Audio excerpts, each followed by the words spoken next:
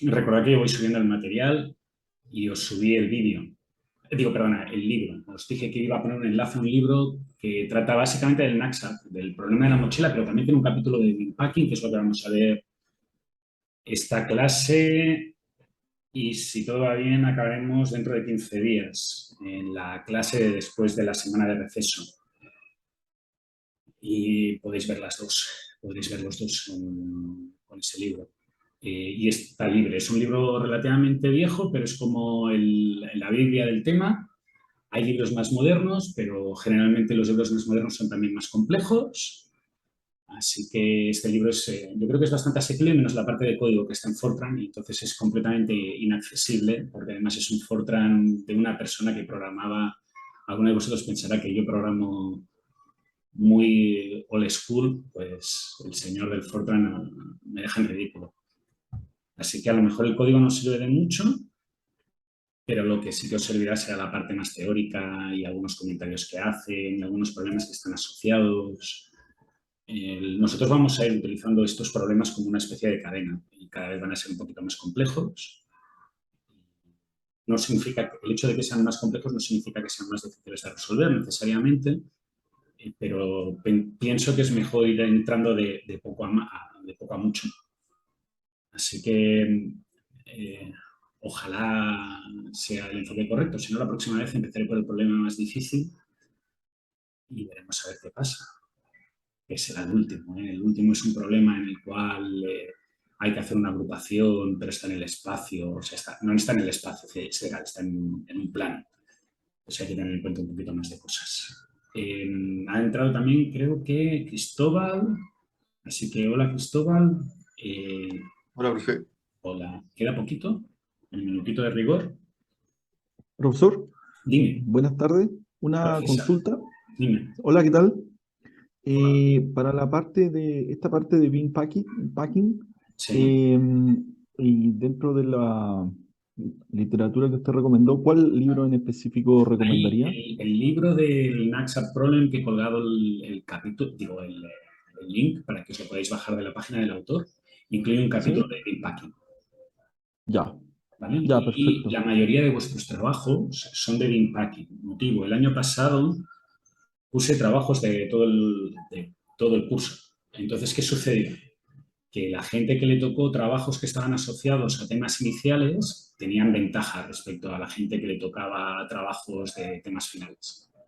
Así que la mayoría de vosotros os va a tocar trabajar con problemas de empaquetado o cercanos al empaquetado, porque la inmensa mayoría de trabajos que he puesto son variantes de problemas de impacting. Tenéis que entender que yo generalmente, la estructura habitual que se hace en estos temas.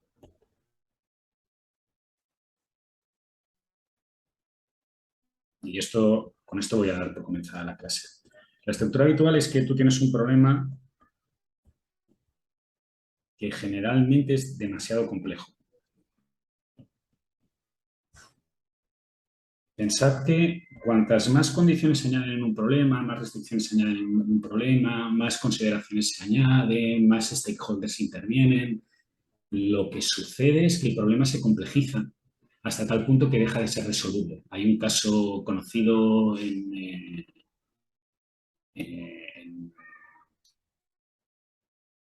la universidad, que la persona pidió tantas cosas que tenía que tener en cuenta el modelo, que al final la solución del modelo era no existe ninguna solución. Lo has restringido tanto que la solución es el conjunto vacío. Entonces, normalmente lo que se hace, como uno tiene demasiadas cosas, el primer paso es una simplificación.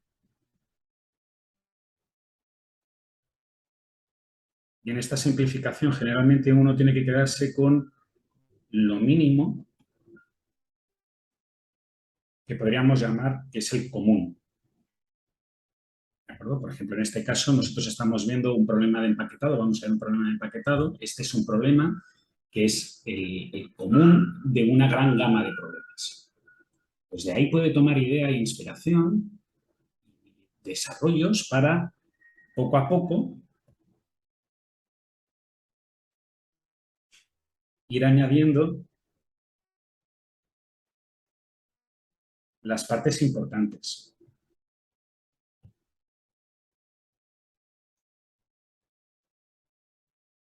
sea, del total que define esta cosa como compleja, hay una serie de cosas que no son realmente críticas. Pues esas no vale la pena tenerlas en cuenta. Y aparte, muchas veces es mejor tener una solución que es una guía que no tener un problema tan complejo que no sirve de nada. Entonces, esas partes importantes son pequeñas derivaciones, pequeñas modificaciones,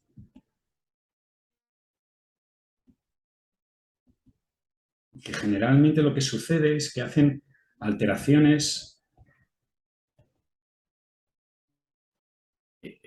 incrementales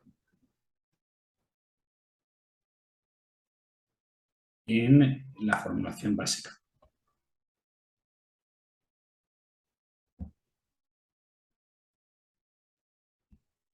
¿De acuerdo? Entonces uno lo que va haciendo, entre comillas, es ir añadiendo. Pero ese ir añadiendo se hace poco a poco. No, o sea, bueno, cuando uno tiene un poco más de experiencia sabe cuál es el mínimo razonable, ¿no? Pero eh, la idea no es empezar con el modelo completo, sino empezar para abajo e ir añadiendo cosas poquito a poquito para que tenga más realismo. ¿Sí? Entonces, ¿qué sucede? El Naxa es como un bin packing más pequeño. Y después está el bin packing y el bin packing vamos a ir añadiendo cosas poquito a poquito y se irá complicando la historia. No hay más. Iremos viendo de temas extremadamente diferentes en los cuales se utiliza empaquetado. ¿De acuerdo? Por tanto, yo te recomiendo que partas desde el libro del Naxa y si ves que se te queda corto, entonces te puedo recomendar algo más avanzado. Pero esta área se ha vuelto extremadamente técnica, en el sentido de que llega un momento en que la dificultad tienes que tener muchos componentes de base para poder seguir hacia adelante. Pues, por ejemplo, yo ahora, posiblemente a alguno de vosotros le habrá resultado un shock el hecho de que yo dé por hecho que sabéis programar un mínimo. Pero es un mínimo necesario de esta complejización que ha habido. Esta complejización implica que ahora se supone que cosas que antes eran básicas o avanzadas, perdón, ahora son básicas. Entonces hay que tocar muchos palos. Y lo vais a ver también hoy que vamos a empezar a tocar cosas de programación lineal, costes reducidos, dualidad. Y yo no voy a entrar en un gran detalle en el sentido de volver a explicarlo todo, porque en teoría lo habéis hecho en Opti y los que estáis en el mío también lo habéis hecho en optimización lineal avanzada. Por tanto, esa parte ya deberíamos de darla por asumida e ir construyendo poquito a poquito. ¿De acuerdo? Dime, César, que tienes el micro encendido y eso normalmente es señal que quieres hablar. No, le iba a dar las gracias porque me había respondido la pregunta ya. Ah, perfecto. Súper, Gracias. pues de nada. Vamos a lo primero que tenía. Yo generalmente intento empezar las clases siempre con una pequeña nota sobre dónde estamos en el curso y lo que queda pendiente. Entonces, lo primero que queda pendiente es que, si os recordáis, yo dije que la última semana de septiembre, y a ver, no me lo tomé y salté de la letra. Si es la primera semana de octubre, no pasa nada. Pero la última semana de septiembre, primera semana de octubre, quiero una reunión con cada grupo. ¿De acuerdo? Y voy a explicar un poquito cómo lo vamos a hacer. Primero, citas por correo electrónico. O sea, enviáis un correo electrónico diciéndome, profe, tal día a tal hora. Y yo os contestaré si puedo o no puedo. ¿De acuerdo? Intentad pensar en las horas de diferencia que hay. O sea, que nadie me pida una reunión a las 9 de la noche, que para mí son las 2 de la mañana. No quiere decir que a las 2 de la mañana no esté despierto, quiere decir que me hacéis una trastada. ¿De acuerdo? Las citas serán orden FIFO. No sé por qué me ha ido al final del todo ahora el cacharrito.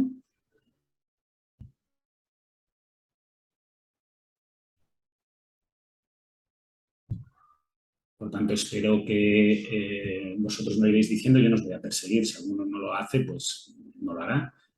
Yo iré dando las horas por orden FIFO, dentro de las posibilidades que tengáis vosotros como grupo y que tenga yo. La reunión la haremos por Zoom. Yo os enviaré un link con esa reunión. La reunión tiene que ser con todos los miembros del grupo. No quiero grupos en los que hay un tipo que trabaja y tres que no hacen nada. Por tanto, quiero veros a todos. Quinto, os quiero ver la cara.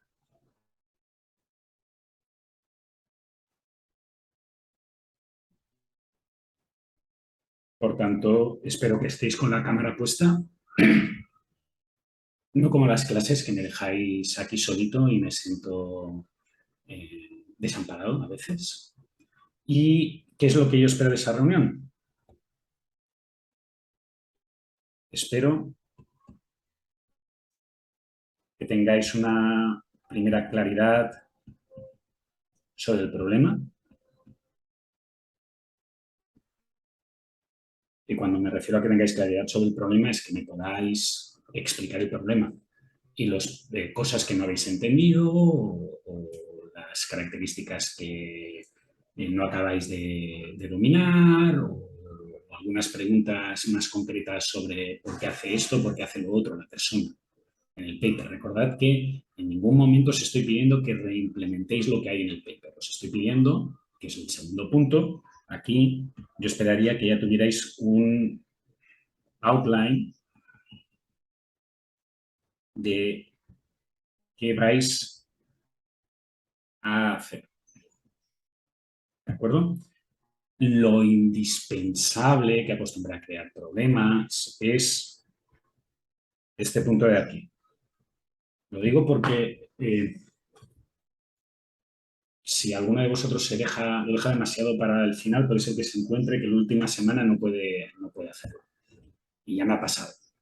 ¿De acuerdo? Entonces, para intentar evitar esto, yo aquí quiero que tengáis claro si esto que estáis intentando hacer ya lo domináis, tenéis una idea clara, no os vais a quedar anclados y no va a haber manera y no vais a tener manera de resolverlo porque hay un problema de comprensión que por ahora podéis pelotear para adelante y hacer parecer que realmente lo entendéis, pero llega el día en que lo tenéis que implementar porque es que hay que implementarlo y entonces es cuando se notan, cuando salen las vergüenzas, entre comillas. O sea, el papel lo aguanta todo. Pero la realidad es que después cuando uno tiene que implementar se encuentran los problemas de verdad.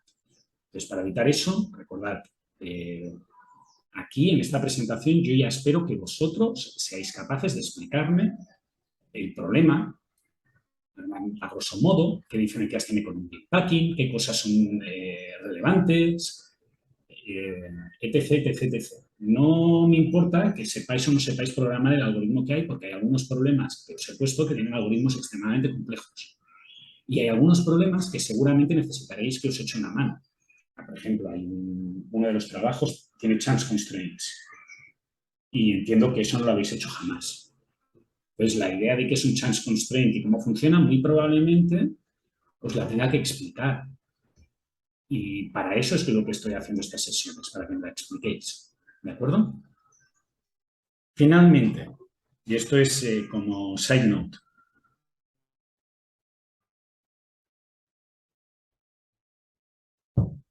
es probable que haya grupos en que tengáis desertores. O sea, dada la participación y asistencia que tengo, me da la sensación de que varios de vosotros o habéis desertado o desertaréis. No de los que estáis aquí presentes, me refiero tengo 30 matriculados, entonces si tengo como horario punta 18 alumnos, pues hay 12 alumnos que no he visto desde el primer día. Así que lo más probable es que haya 12 alumnos que en algún momento decidan tirar la toalla. Si vais a tener desertores, es el mejor momento para aclararlo. ¿De acuerdo? Porque si alguien me va a desertar el último día, que no a mí me da igual.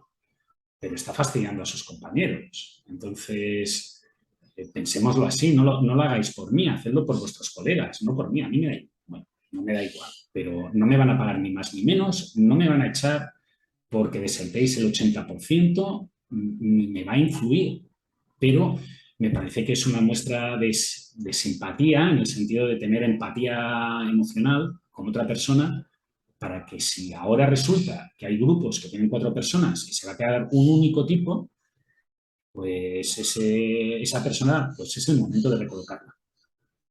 ¿De acuerdo? Porque si no, la gente que continúe, a partir de aquí ya no va a haber marcha atrás. Pues si se queda solo, haber escogido mejor vuestros compañeros de viaje. Eso es lo único que os puedo decir. No voy a hacer trabajos diferentes porque alguien tenga 4 personas y el otro tenga una o 2. ¿Vale? Muy bien, pues dicha esta side note, que está asociada también a este punto. ¿Vale? Ese día quiero que estéis todos, todo el mundo que trabaja en el grupo, o todo el mundo que forma parte del grupo. Una vez dicho eso, empezaríamos con el curso, con la clase en sí, si nadie tiene dudas sobre esta parte. ¿No? Pues vamos para adelante. ¿Qué tenemos? ¿Os acordáis que la semana pasada, cuando acabamos con el NACSAT, por fin, muy felices todos estábamos de acabar con el NACSAT, introdujo un nuevo problema, que en vez de ser el problema de la mochila, es el problema de las cajas. Dices que consiste en varias mochilas. ¿De acuerdo? La idea ahora no es que uno tiene la opción de seleccionar, o sea, uno solo podría plantear que el problema de NACSAT es el equivalente de una empresa que el tipo es freelance y tiene un montón de clientes y obviamente no puede hacer frente a todos los clientes porque se ha muerto de éxito. Entonces él decide, bueno, con el tiempo que tengo, ¿con qué clientes me quedo? Y eso sería el problema de NACSA. Y por el hecho de que tú puedes escoger, tienes que tener alguna métrica para decidir qué es mejor. Y eso es el profit. Prefiero hacer esto porque me va a dar más plata. O prefiero hacer esto porque me divierto más. ¿De acuerdo? Es como nuestra vida. Tenemos un montón de aficiones, no podemos hacerlo todo y tenemos que seleccionar el subconjunto de cosas que nos tocan. Y el profit representa pues, esa métrica, o podría representar incluso la métrica de es que si no, ya llevo mucho tiempo pateando para adelante esa tarea. ¿Sí? En el caso del bin packing, la idea es diferente. El bin packing lo vamos a seleccionar todo.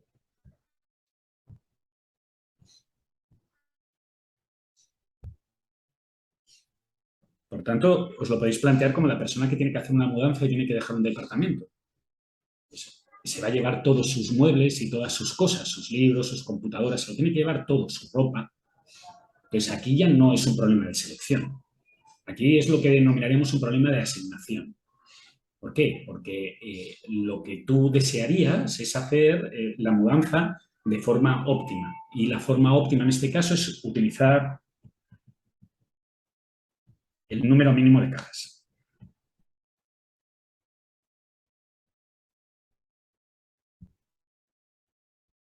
De mochilas.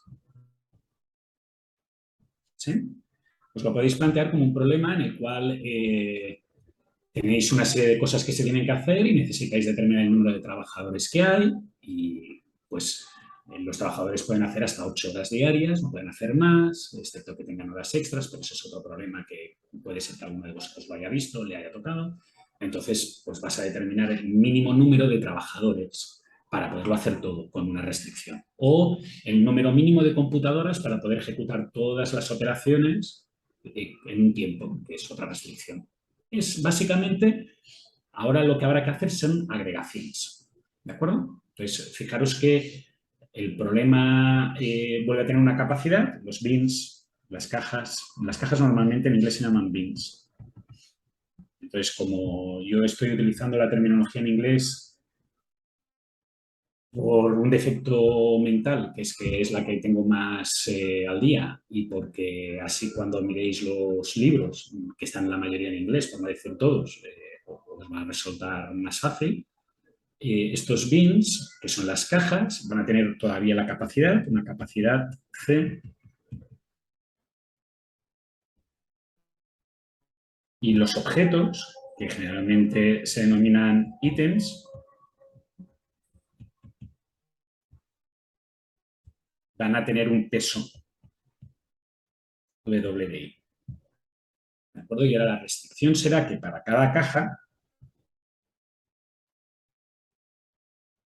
la suma y perteneciente a la caja, y esto es súper burdo, ¿de acuerdo? Lo permitís porque después será una anotación, tiene que ser menor o igual a esta capacidad. Dime, Bosco. Profe, yo tengo una consulta en los BIMs, ¿la capacidad o el tamaño es constante o puede variar? En el problema básico, la capacidad es única. Hay problemas en que los BIMs tienen capacidad variable, que sería, por ejemplo, flotas de vehículos heterogéneas, entonces la capacidad es Los, variable, o los trabajadores contenedores con capacidad están, no sé. diferente, o máquinas más rápidas y más lentas. Te puedes encontrar todo el tipo de variantes. Pero la versión más simple, la capacidad de los bins es idéntica para todos y el peso de los ítems es idéntico independiente de la caja donde lo asignes. Ya, perfecto, profe. Gracias. De nada. Y ahora, obviamente, el objetivo es utilizar el mínimo número de cajas, por tanto, lo que vamos a tener es minimizar algo asociado al número de cajas. ¿De acuerdo? Formalmente, y abusando del... Bueno, lo primero, antes de que se me olvide.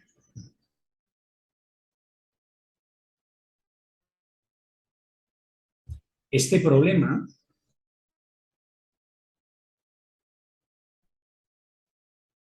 es trivial si los ítems se pueden dividir.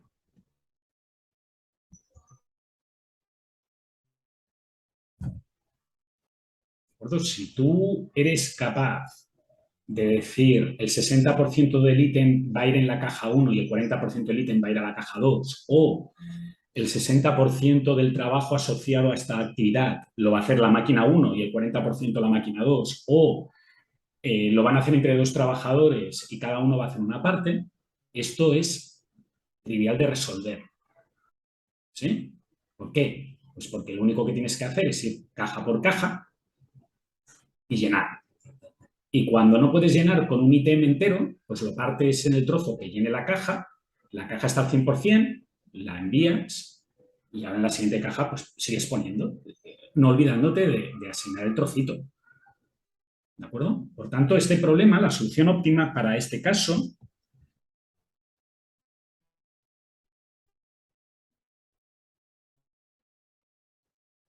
es suma para I perteneciente al conjunto de objetos del peso de I dividido por C, que es la capacidad de la caja. Y entonces, como esto puede salirte que necesitas 5,4 cajas, si la suma de pesos es 54 y la C es 10, y no puedes tener una caja 0,4, en algún problema podría ser que la estuvieras arrendando o fuera un trabajador a tiempo parcial, pero suponiendo que, que las cajas tienes que llenarlas enteras, o sea, la compra es completa, pues entonces lo único que tienes que hacer es esto, un entero por exceso. ¿De acuerdo? Por tanto, a lo largo de toda la explicación que yo haga, excepto cuando indique lo contrario, las asignaciones de ítems son solo una caja. No hay división.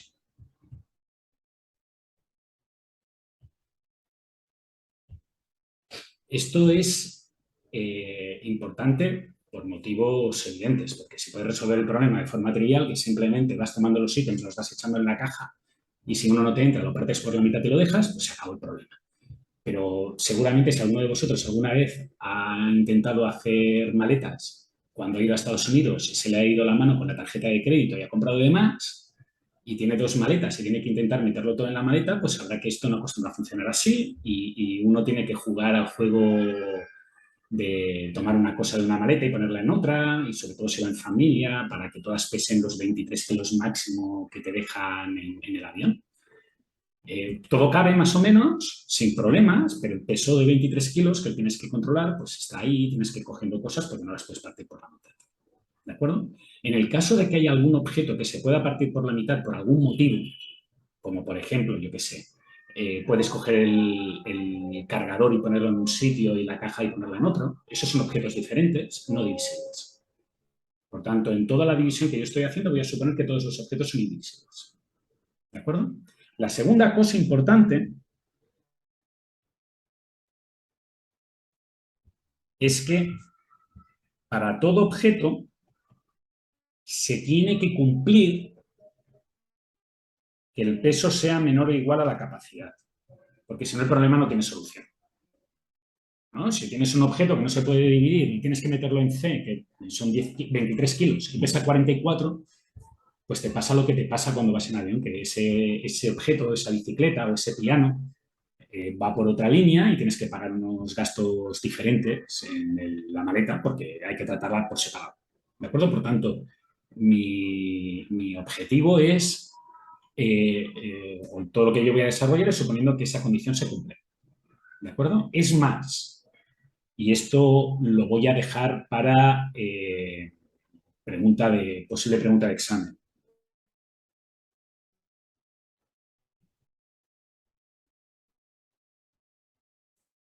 De las fáciles. Me voy a ser un poco más estricto y la desigualdad la voy a hacer estricta. Por tanto, yo voy a considerar esto. Y no cambio el problema. ¿De acuerdo? Es el mismo problema. Muy bien. Basándonos en esta característica de aquí, yo puedo demostrar fácilmente que existe una solución trivial.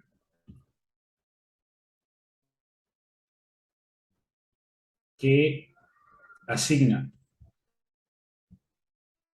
cada ítem a un bin diferente. ¿De acuerdo? Esto lo voy a hacer porque necesito un subíndice de bins. Entonces, como necesito un subíndice de bins y por ahora no tengo ninguno, lo voy a hacer de esta manera. En cualquier momento tú sabes que el número de cajas tiene que ser un número no mayor al número de ítems. ¿De acuerdo? ¿Podría ser mejor la estimación? Obviamente, lo veremos luego. Pero por ahora yo me voy a referir a M como un máximo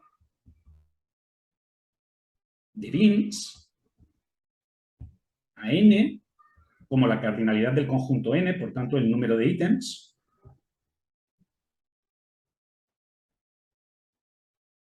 y cuando no diga lo contrario, m va a ser igual a m. ¿De acuerdo? Esto es porque para crear el modelo matemático necesito poder mirar bins y mi experiencia previa es que cuando utilizo la n para todo, algún alumno se me molesta. Porque, y cada vez es peor, ahora empiezan a ser revisores de revistas que se molestan cuando utilizas el mismo subíndice para ítems y para bins. Igual hará, cuando yo empecé, pues todo el mundo lo veía, pero ahora parece que los profesores universitarios somos más tontos, entonces queremos utilizar un subíndice para bins, un subíndice para ítems. Entiendo que lo hace más fácil de leer, ¿eh? Aviso que el código que yo he implementado no hace esto. Los códigos que yo he implementado no hacen esto. Utilizan n para todo. Pero es una cosa que debería de mejorarse. Es por lectura, tú donde toca bins puedes poner m y después veremos que vale la pena en algunos casos incluso hacerlo. ¿De acuerdo? Muy bien. Con toda esta definición del problema, y puedo hacer una formulación matemática. Puedo hacer un modelo matemático. Que fijaros que digo que es simple. Esto quiere decir que es conciso, claro, fácil de leer, y la letra pequeña al conciso, claro y fácil de leer, es que es terriblemente ineficiente. Terriblemente ineficiente quiere decir que si lo tenéis que hacer alguna vez en la práctica y alguien os contrata para hacer un bin packing, ojalá, porque quiere decir que vais a cobrar bien, esto no es el método que se recomendaría. Pero, como yo no estoy explicando, lo que quiero es que entendáis el problema, pues lo voy a usar. ¿Vale? Voy a utilizar dos conjuntos de variables. Un conjunto de variables que se llama YJ y un conjunto de variables que les voy a denominar X y J. YJ, J va a ir de 1 hasta n. Por tanto, fijaros que está asociado a los bins. Y X y J va a ir de 1 hasta n y J va a ir de 1 hasta n. Por tanto, si os fijáis, está asociado a los ítems y a los bins. Las dos. Vale. La variable YJ lo que va a representar es si el bin J se usa o no. ¿De acuerdo? Por tanto, fijaros que en el fondo yo estoy diciendo que como mucho hay, no sé, imaginaos una instancia con 20 ítems. Como mucho voy a utilizar 20 cajas. La variable YJ lo que va a indicar de alguna manera es si se usa o no se usa esa caja. ¿De acuerdo? Y para usar una caja básicamente quiere decir que le he puesto algo. Si no le he puesto algo, pues la caja está vacía. ¿De acuerdo? Como si estuvieras haciendo una maleta y dices, bueno, ¿cuántas maletas voy a necesitar? Pues como mucho una maleta por objeto. Y ahora, ¿cuántas maletas necesito realmente? Pues las que haya puesto algo, las otras no me las llevo de viaje. Y la variable X y J es si el ítem I se asigna al bin J. Si lo queréis ver en un problema de trabajadores, la YJ es si contrato al trabajador o no, si ese trabajador va a estar trabajando en ese proyecto o no, y las X y J es qué actividades va a hacer cada trabajador. ¿De acuerdo? Entonces, fijaros que uno podría poner una restricción que no se utilizará en el modelo, pero que es fácil de entender, que X y J tiene que ser menor o igual que Y de J. ¿De acuerdo?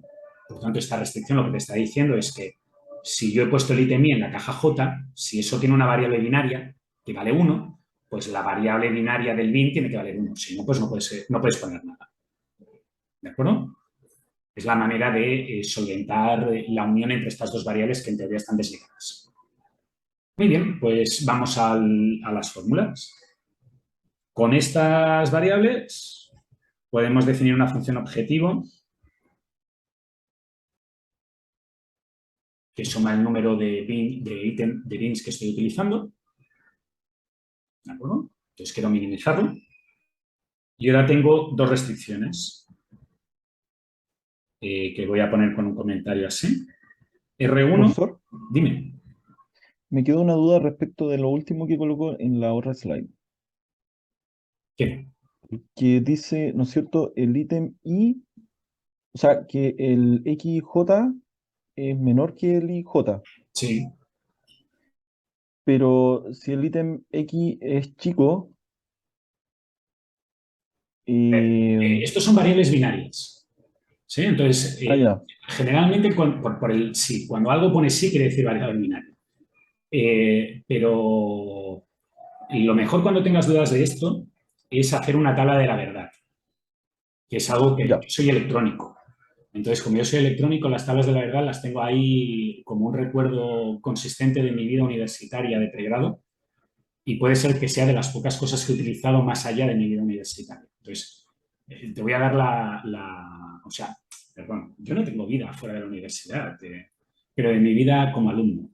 Entonces, generalmente cuando uno tiene una duda de eso, lo que tiene que hacer es esto.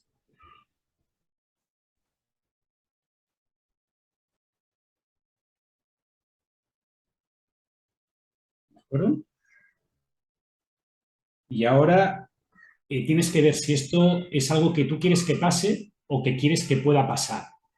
Entonces, por ejemplo, si el ítem 3, o sea, I es igual a 3 y J es la estación 1, si el ítem 3 se asigna a la estación 1, no se asigna a la estación 1, que sería este 0, pues esto está bien, que no se use, que la caja 1 esté vacía, no se use, es correcto, ¿cierto? Ujú. Muy bien, esto es una cosa que está ok. Ahora, si el ítem 3 no va a la caja 1, eso no implica que a lo mejor va a otro ítem.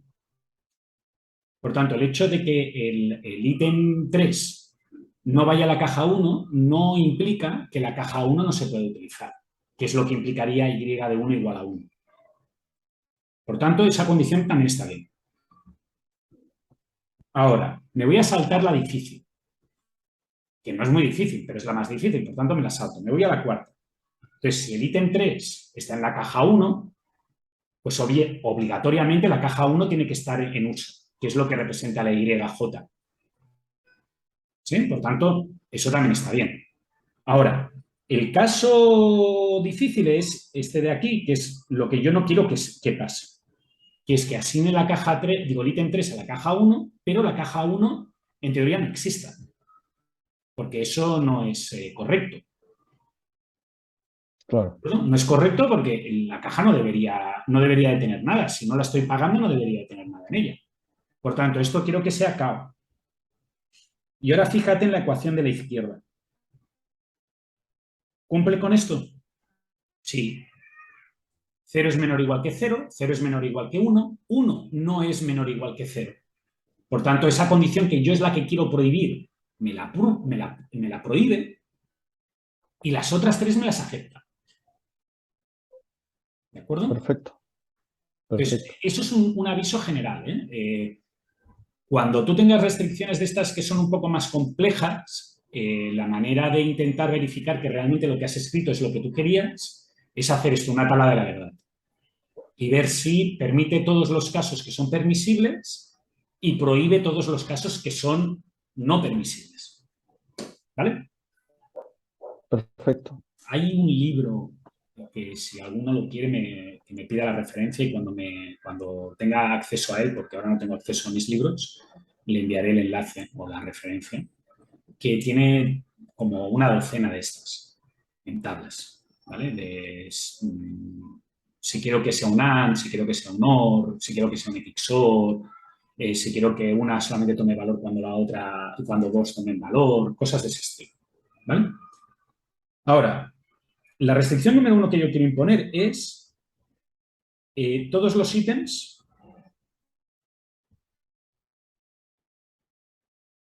van a una caja. Entonces, ¿cómo hago eso? Pues lo que tengo que hacer es, para todos los ítems, la suma de las posibles asignaciones a una caja tiene que ser igual a 1. Pues fijaros que esta restricción lo que está prohibiendo es asignar el mismo ítem a dos cajas y lo otro que está prohibiendo es que un ítem no se asigne a ninguna caja. ¿De acuerdo? También podría ser pregunta, ¿qué pasaría si en vez de poner una igualdad estricta, pongo una desigualdad mayor o igual que?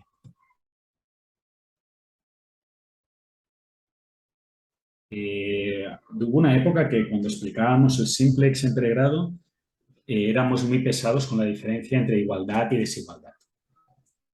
Ahora creo que no se es tanto. Y ahora, la segunda condición que tengo que cumplir es cumplir con el tiempo de ciclo. Con el tiempo de ciclo, con la capacidad. Por tanto, lo que yo haya asignado tiene que ser menor a C. ¿Y qué asigno? Pues para cada caja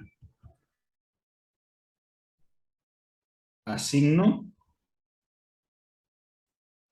todos los objetos que tengan esta variable A1. Fijaros que ahora el sumatorio es por ítems y el para todo es para bins. Y en la primera el sumatorio es para bins y el para todo es para ítems. ¿Vale? Y ahora ahí lo tengo que multiplicar por el peso del ítem. ¿De acuerdo? Muy bien. La tercera condición que tendría que hacer es imponer esto de aquí, lo que está entre corchetes. Pero esta condición normalmente se impone así. ¿Por qué? Bueno, pues por ahorro, porque la gente quiere ahorrar líneas. Se podría poner la otra, pero fijaros que tendríais tantas restricciones como ítems y bins. Y aquí no añades restricciones. Ahora, fijaros que si y de j vale 0, que quiere decir que no estoy utilizando el bin, 0 por c es 0, entonces el lado izquierdo tiene que sumar 0 obligatoriamente. Por tanto, todas las x y j valdrán 0. Sin embargo, si y de j vale 1, se cumple la restricción de tiempo de ciclo y puedo asignar, digo, de tiempo de ciclo, de capacidad del bin, y puedo asignar algunas x y j a ese bin. ¿De acuerdo? Por tanto, esta R2 mata a dos pájaros de un tiro. Cumple con la capacidad y asocia x y j con y de j, lo que habíamos llamado esta restricción de aquí. ¿De acuerdo? Obviamente nos falta el dominio de las variables, que yo muchas veces me lo dejo, pero que en una prueba pues lo penalizaría, bla, bla, bla, bla. ¿De acuerdo? Muy bien. Este modelo, pues, como veremos dentro de un ratito, porque primero vamos a hacer otra cosa que es un poco más simple, funciona. Funciona en el sentido de que define el problema, lo define correctamente. Ese papel lo cumple. Veréis que tiene un montón de problemáticas, como he dicho, pero por ahora lo tenemos planteado. ¿De acuerdo? Suponeros ahora que por H o por B no tenéis un solver de programación lineal entera. O tenéis que resolver un problema muy grande con unos cuantos miles o decenas de miles de tareas. Y aún así queréis resolverlo. Entonces, ¿qué opción hay? Pues la opción que hay es lo que comenté como hacer algún tipo de heurística.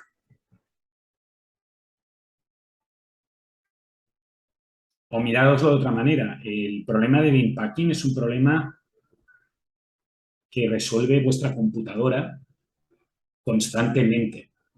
Vuestra computadora tiene una cosa que se llama scheduler, que es la encargada de decir qué núcleo e hilo de ejecución va a activar qué actividad. Entonces tú tienes que asignarla. Entonces él no puede perder el tiempo en hacer un programa lineal para resolver eso. ¿Sabes? Tardaría demasiado. Tardaría más tiempo del que a lo mejor tarda la tarea en ejecutar. Por tanto, necesito una respuesta mucho más inmediata. Entonces, esa respuesta mucho más inmediata, reconozco que en el caso del scheduler de Mac, de Windows y de Linux se utiliza una cosa que se llama preempción, que no voy a mencionar, pero requeriría de darle una solución igualmente. Entonces, la solución o lo que se creó para esas cosas son lo que habíamos definido como heurísticas constructivas.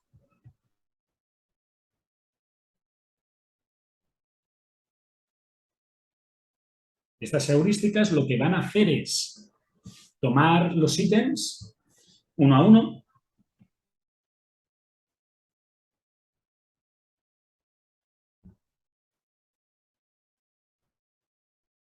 y van a resolverlos.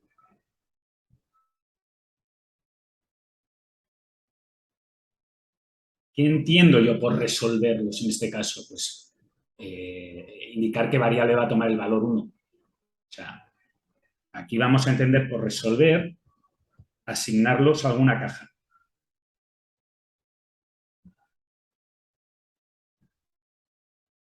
¿De acuerdo? Los procedimientos que voy a explicar tienen la ventaja de que tienen una característica que se llama online.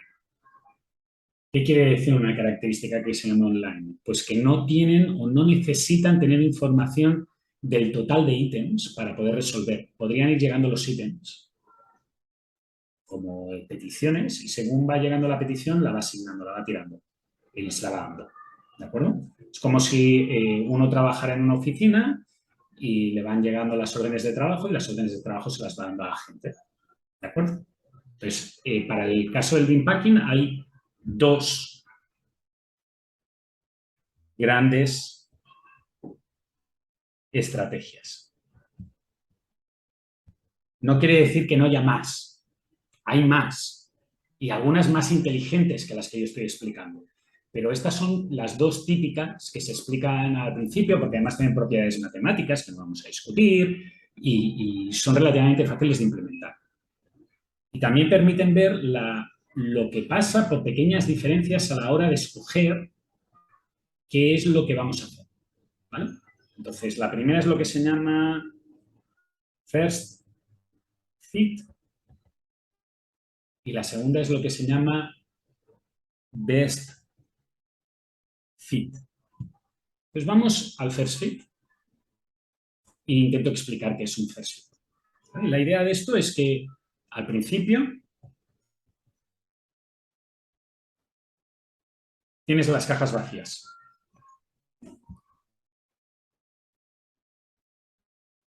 ¿De acuerdo? La ventaja principal de First Fit y de Best Fit es que no necesitarías a priori saber el número de cajas.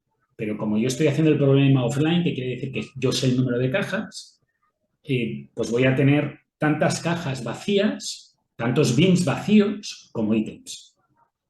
¿De acuerdo? Puede ser que también pueda preguntar cómo adaptar al caso online. Recordad que en el caso online la diferencia es que yo no sé el número de cajas. Digo, no sé el número de ítems. Entonces, habrá que hacer una pequeña modificación respecto a lo que yo voy a explicar. Pero inicialmente tú lo que tienes son cajas vacías. ¿Vale? Y ahora lo que vas a pasar es, para cada ítem, que le voy a llamar i, haré la opción del vago. ¿Y cuál es la opción del vago? Pues si tú tienes n cajas, imaginaos que las cajas están en una línea, ordenadas por distancia, entonces lo primero que haces es mirar si cabe en la caja 1. Esto me pasa a mí a veces cuando tengo que poner ropa. Tengo los cajones y entonces digo, a ver, ¿entra en el cajón 1? Sí, pues lo dejo en el cajón 1. ¿No entra en el cajón 1? Bueno, pues mira en el cajón 2. ¿No entra en el cajón 2? Bueno, mira en el cajón 3. ¿Entra en el cajón 3? Pues lo dejo en el cajón 3. ¿De acuerdo? Por tanto, lo que voy a hacer es para cada ítem y ahora voy a hacer para cada caja, para cada bin, si el ítem cabe en el bin,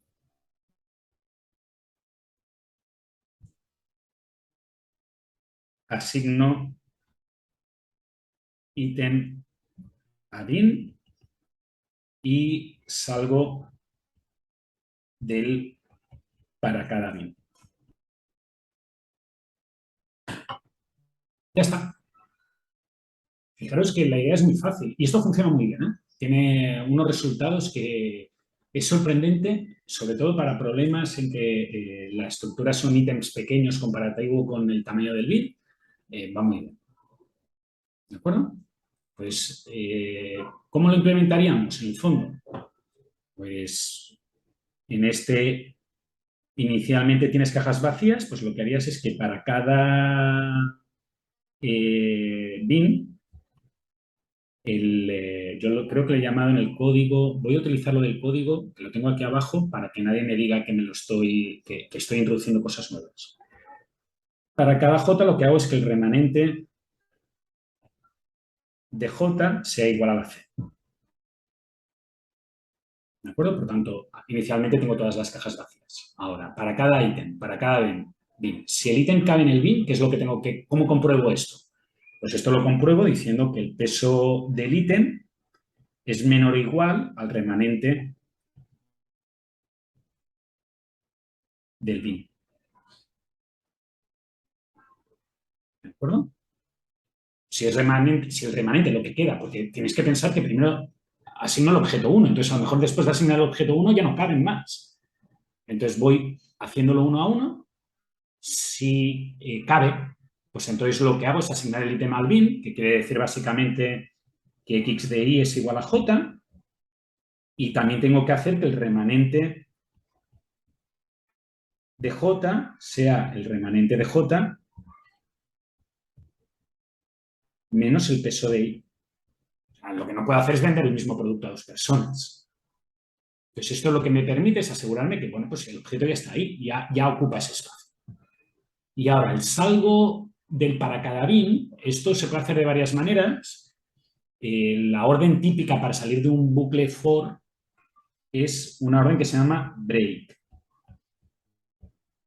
¿De acuerdo? Y este break romperá, este break de aquí rompe de este for de aquí. ¿De acuerdo? Básicamente lo que dice es que no siga mirando cajas, porque ya ha encontrado la caja que quiere. ¿De acuerdo? De nuevo, este código no es... el next fit, sí, también sería trivial, es simplemente, es muy parecido al first fit, pero en vez de hacer, empezar siempre desde el 1, si por ejemplo hay un objeto que le asigna a la caja 4, pues después sigue mirando desde la caja 5 en adelante. Son diferentes maneras de hacer lo mismo. ¿Sí, Bosco? Es que tenías la pregunta. Sí, sí.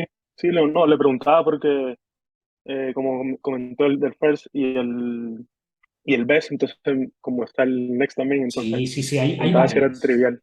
Sí, hay Claro. varias. Lo único que yo explico first y best, porque first es la que tiene, best es la que tiene más lógica. Lo que pasa es que no funciona mejor que first. Y first es claramente más fácil. Claro. Entonces, como no tiene por qué funcionar mejor best que first, explico esas dos, pero hay muchas más. Hay algunas con Slack, hay algunas que... Hay toda una colección. Lo único Claro. que, de nuevo, no puedo poner 50, entonces pongo las dos fáciles, entre comillas.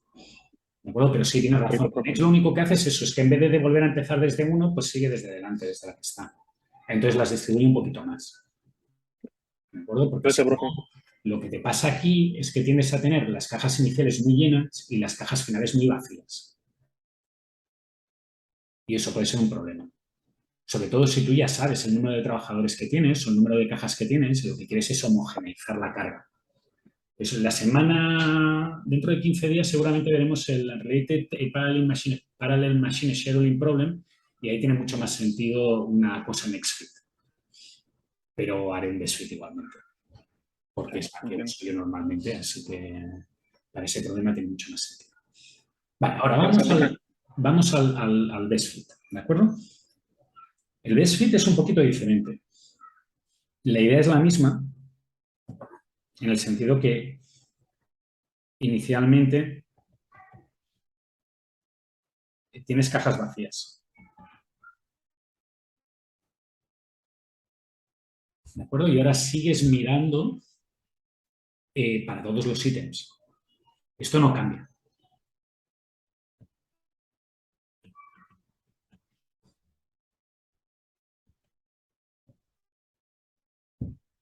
Ahora voy a dejar un espacio en blanco, porque voy a necesitar esas cosas que expliqué que eran molestas en la programación, que en teoría no aportan nada lógicamente, pero son necesarias para programar. Entonces, ahí voy a dejar una zonita. ¿De acuerdo? Así que perdonadme. Ahora voy a escribir para abajo.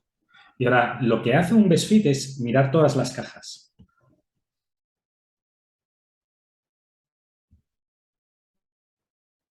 Y lo que hace es buscar la caja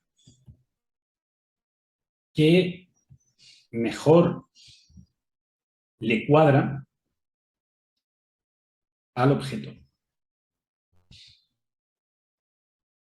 ¿De acuerdo? Y esto permite definiciones múltiples y hay una que es la estandarizada, que es, yo entiendo como la caja que mejor le cuadra al ítem, al objeto,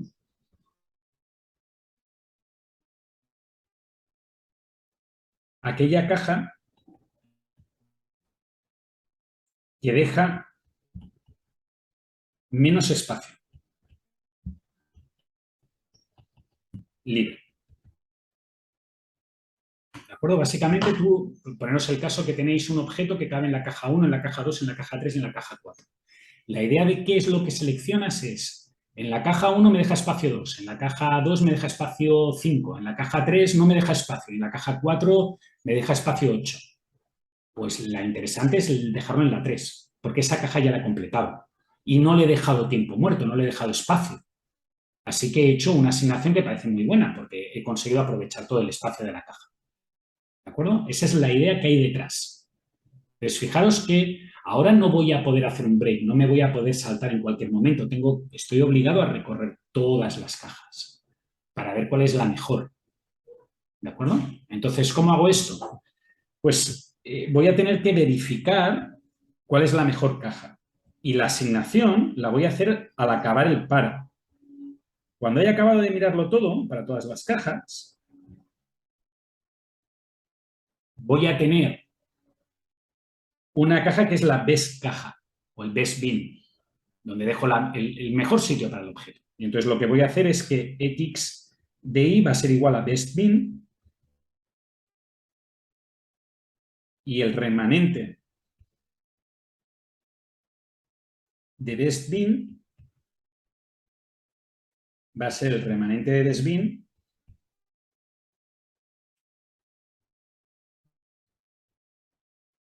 menos el peso del objeto i. ¿De acuerdo? Y ahora, la zona que yo he dejado por aquí, lo que tiene que servir es para mantener mejor o mantener el best bin. ¿De acuerdo? Por tanto, inicialmente yo lo que haré será decir que best bin es igual a -1, que quiere decir que no hay best bin, y que el best remanente es igual a c, que quiere decir que ese no lo va a coger. Porque como quiero dejar el menor remanente, si yo pongo el remanente máximo posible, ese no lo va a coger. Siempre para todas las cajas, si hay una caja donde cabe el objeto, que por definición de antes sé que cabe, sé que existe por definición, nunca va a acabar con best remanente igual a c. Entonces aquí lo que va a hacer es if best remanente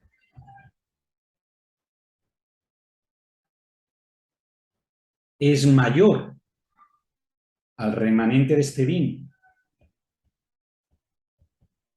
menos el peso de i, fijaros que ahora es cuando quiero actualizar el best bin.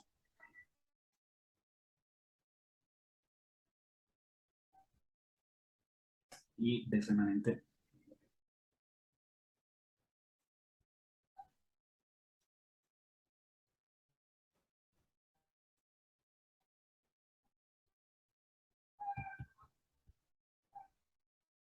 ¿De acuerdo? Y ya está. Es un poco más difícil porque ahora tienes que tener en cuenta que hay que pasar por todas y hay que indicar cuál es la que estás escogiendo, y esto es un truco para asegurarte que siempre escoja una, al menos una, donde quepa, etc, etc, etc. ¿De acuerdo? Pero no es mucho más difícil. Y producirá unos resultados un poco diferentes. Uno está más pensado en tal cual me llega una cosa, la pongo en lo primero que puedo, y la otra está pensada en intentar pues ir pensando en los huequecitos que me van a ir quedando. Por tanto, uno pensaría que el best fit va a ir mejor. Pregunta, hay una cosa en este código, en el código de first fit, que está, bueno, en el de first fit está, pero en el de best fit no está. ¿Alguien me dice que está mal en el código de best fit? Porque también es una cosa que uno lo hace en la computadora y después se olvida y tiene problemas, como que en el Civilization el Gandhi se vuelve ultra agresivo porque toma valor infinito porque no hay negativos. ¿Alguien? Lo que pasaría ahora es que asignaría todos los objetos a la caja 1. Porque el objeto 1 se lo asignaría a la caja 1. El objeto 2, como el resto de objetos tienen un remanente más alto, que es lo que está en cajas vacías, pues seguro que es el valor mínimo, el valor más chiquitín, es el de la caja 1. y llegaría un momento que el remanente de la caja 1 tendría valores negativos. Por tanto, lo que está pasando aquí es que me he olvidado de decirle que además el remanente de la caja tiene que ser mayor o igual al peso del ítem. ¿Vale? Si no, no estoy respetando en ningún momento la restricción de capacidad de la caja. ¿Vale? Aquí lo había hecho, pero lo había hecho sin poner la fórmula. Simplemente había dicho si el ítem cabe en el bin. Bueno, ya había puesto la fórmula ya, pero tenía que cumplirlo. ¿De acuerdo? ¿Preguntas? ¿No hay preguntas? Bueno, nos quedan 10 minutitos antes del descanso, así que voy a aprovechar esos 10 minutitos para que veáis que a nivel de implementación no es que sea ultra complejo. Y el código es un código que se parecerá mucho al tipo de cosas que vosotros vais a tener que programar en el fondo para el trabajo. Así que es conveniente que os familiaricéis con este tipo de código.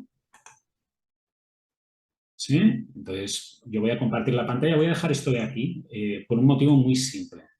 Es que si en algún momento necesito hacer algún comentario y escribirlo, me queda la pantallita esta al lado y puedo escribirlo, ¿vale? Pero por ahora lo que tendríamos sería un código. Este código ya lo tenéis disponible en GitHub, lo podéis bajar. Y yo lo he puesto en la carpeta bin packing greedy. Creo que esta letra es ultra chica, así que lo voy a hacer más grande para que lo podáis ver.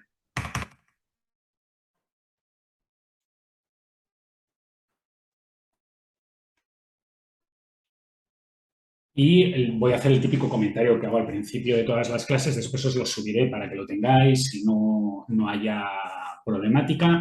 Fijaros que lo que he hecho es declarar una estructura de los datos. Si alguien no lo ve y quiere que lo haga más grande, me lo dice. De nuevo tengo lo de leer, lo de generar un vector para ayudarme y no tener que hacer mallocs fuera de sitio, que siempre son muy complicados. Leo la instancia, si queréis ver cómo he definido una instancia, fijaros que es de una forma muy parecida como la tenía antes. Esta tiene 25 ítems, la capacidad es 1000 y después tengo 25 números, que es el peso de cada uno de los 25 ítems. De nuevo, el generador lo tenéis, podéis generar vuestros juegos de números.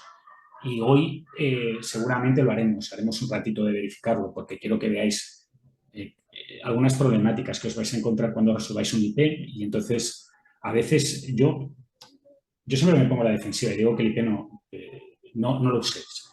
La realidad es que yo lo primero que hago es probar un IP, pero tenéis que ir con cuidado porque el IP tiene unas limitaciones. Entonces, vale la pena que aprendáis también a explorar las limitaciones de la herramienta.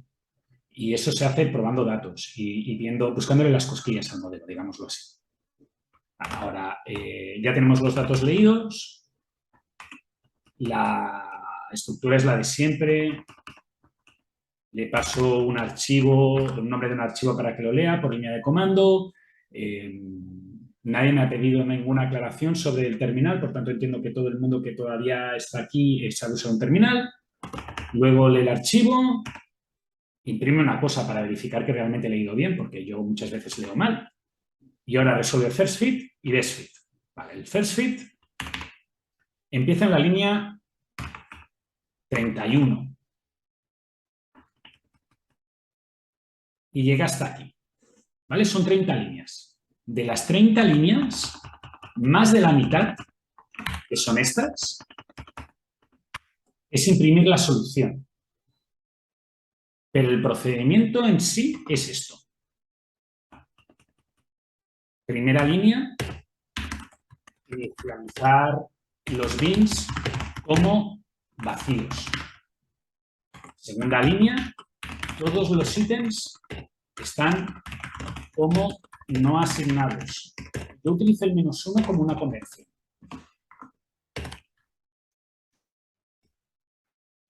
Porque los bins los numero 0 a n-1. ¿De acuerdo? Vale, aquí está la parte que os he dicho que yo no hago como tocaría o como os he dicho que hagáis. Lo primero que hago es mirar todos los ítems y aquí hago para todos los bits. ¿De acuerdo? Y aquí es donde yo os he dicho que no usar n, usar n. Pero como el profe impone reglas para saltárselas, en España se dice que los curas tienen una frase que es haz lo que yo digo, pero no lo que yo hago. Pues los profes de universidad somos iguales. Haced lo que yo digo. Ahí hubiera sido mejor que hubierais puesto una n. Pero yo he puesto una n. ¿Por qué? Porque cuando acabé el programa dije, ostras, es verdad, che, esto os lo voy a explicar de esta manera, que es más fácil de entender. Y ya no volví para atrás. Y ahora lo que dice es, si el ítem cabe en este bin, remanente del bin, porque fijaros que hay una J, es mayor o igual al peso, hago la asignación. Y esto lo hago quitando espacio remanente del bin y guardando el bin se ha asignado el ítem. Y este break de aquí sale del for int j igual a 0, j menor que n. ¿De acuerdo? Es importante que entendáis esto porque hay algunas órdenes que a veces no queréis salir de un for, queréis salir de dos. Entonces el break nos va a servir. Y ahora que ya tengo esto, lo primero que voy a hacer es contar el número de bins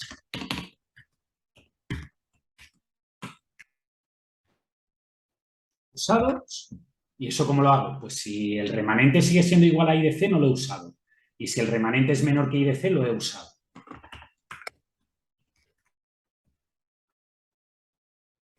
Y imprimir la solución. Ya está.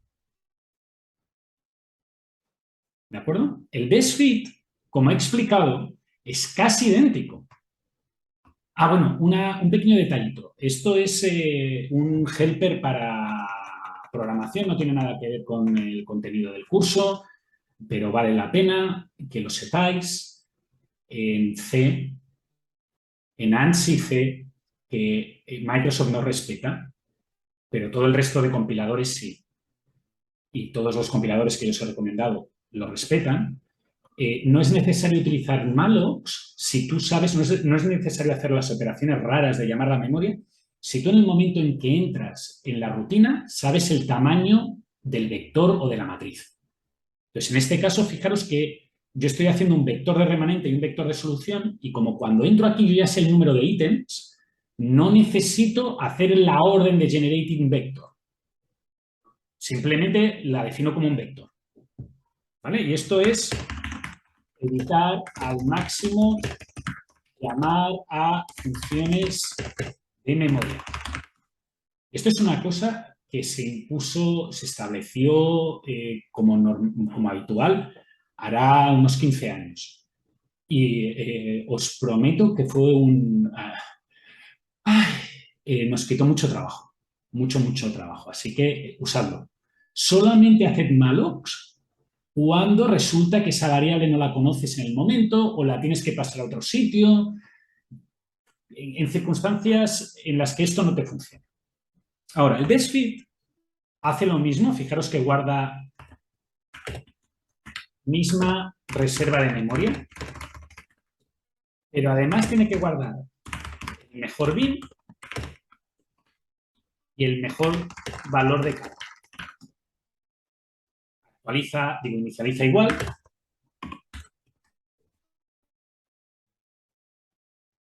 Perdonad, pero soy un poco enfermizo con las faltas de ortografía, así que mejor que intente hacerlo lo mejor que pueda. Aquí está la parte que hace mantiene la asignación. Inicialmente poner algo que sepamos que siempre se va a sustituir. Si a alguno de vosotros esto le recuerda, le suena raro, que piensen en la BigM. Es la misma idea que la BigM. Es la idea de tener algo que tú sabes que siempre se va a cumplir. Y ahora lo que hace es pasar por todos los bins y tiene que cumplir dos condiciones que habíamos dicho. Condición 1.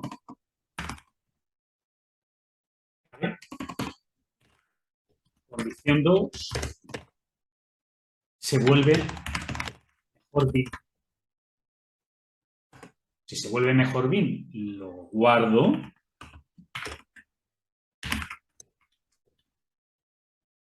Y una vez lo he guardado, entonces cuando ya he acabado de mirar todos los bins, que es el problema que os había comentado, que hay que mirar todos los bins, pues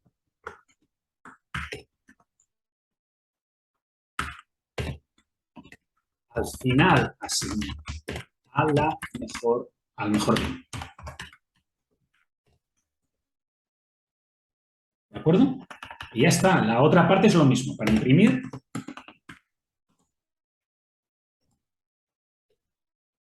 igual que first fit. ¿Sí? Este código tiene, aparte de que para este problema va muy bien y obtiene muy buenos resultados, es muy rápido. O sea, alguno de vosotros debe de conocer a Moreno, a Sebastián Moreno, que es profe de Data. La gente de Machine Learning y de Data Science se ríe de nosotros a veces, de la gente de optimización, porque nosotros resolvemos problemas NP completos. Es un problema NP completo, por definición, tardará muchísimo en resolverse. Y estamos empeñados en resolver problemas que en teoría tardarán muchísimo en resolverse de forma óptima. Y ellos, su teoría es que si un algoritmo es n cuadrado, ya no es un buen algoritmo. ¿Por qué? N cuadrado quiere decir que tiene dos for's. Uno anidado respecto al otro. ¿Por qué? Porque ese algoritmo no escala a instancias enormes. Entonces, tú cuando quieres resolver un problema de unos cuantos millones de variables, que es lo que es normal en Big Data, pues ya no puedes. Pues este algoritmo sí, aún puedes hacerlo, aún puedes utilizarlo en un entorno de Big Data. ¿Por qué? Porque en realidad el best fit tiene el problema de que las cajas son muy grandes, bla, bla, bla, pero no es necesario recorrer hasta el final. La primera caja que está vacía, completamente vacía, ya sabéis que después de esa caja todas las demás siguen vacías, por tanto no habría que mirarlas todas, por ejemplo. Y el first fit no tiene ni ese problema. Entonces, fijaros que a lo mejor incluso si se pudiera resolver el problema como antes, que el IP del NACSAT, que se podía resolver de forma óptima, a lo mejor te resulta que por ciertas aplicaciones vas a tener que acabar utilizando una heurística. Y eso ahora en Viques, esta gente que hace cosas súper modernas, está obsesionada con ello. Yo, como soy un retro, por mí nos hubiéramos quedado en los 8 bits, aún no me ha llegado esa hora. Bueno, hora 10. Descanso de 20 minutos, volveremos, no con el código, este código, como digo, lo volveré a subir lo tenéis en GitHub, podéis entrar, os lo podéis descargar con un zip, lo dejaré con los comentarios, que eso es la novedad respecto a lo que hay en el repositorio ahora mismo, y cuando volvamos seguimos con el Bitbucket. ¿De acuerdo? Si no hay dudas, nos vemos dentro de 20 minutos.